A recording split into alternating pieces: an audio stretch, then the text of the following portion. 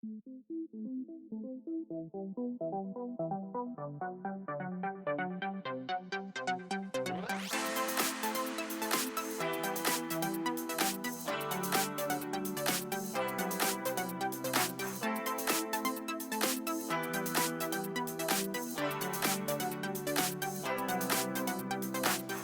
guys, John from SurfFX, and we're having a look at the Duotone 2023 Slick.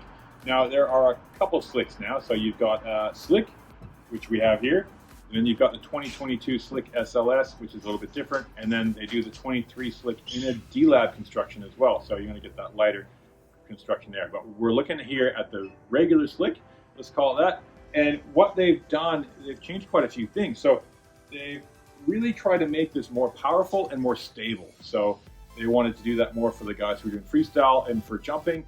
It really makes it easier to come through and do tricks, but you're just steady pull through the air when you're jumping. But that also translates into a really easy beginner's wing because it's got that more constant pull and it's not trying to throw you around too much. Now they did that by increasing the draft down the front. So they made it more stable by adding a bit more depth to the profile here, while keeping the little bit more square outline that the Slick has been known for, so it's not a really high aspect wing, so it's easier to handle. And they changed the tip profile of how it comes up. So when you get overpowered, it's easier for the wind to spill out the wingtips, and that way just, again, controlling the power and making it a more stable wing to use. So it makes it awesome for free ride freestyle, and it also makes it great for beginners. Now this one here we've got set up, this has the mini platinum boom. You've got 3 boom options. And what the boom gives you, you get asked this a lot, why do I want boom or not? The boom gives you a really locked-in positive steering feel and control. So you can just pick it up with one arm and you can just twist your wrist and the whole thing moves. Handles give you a similar effect, but usually the boom tends to be a little bit more secure again, kind of that little bit more, but you also get the infinite hand placement. So winging is super light and easy on the body, and I'm often out there just on the boom, able to hold in with one hand.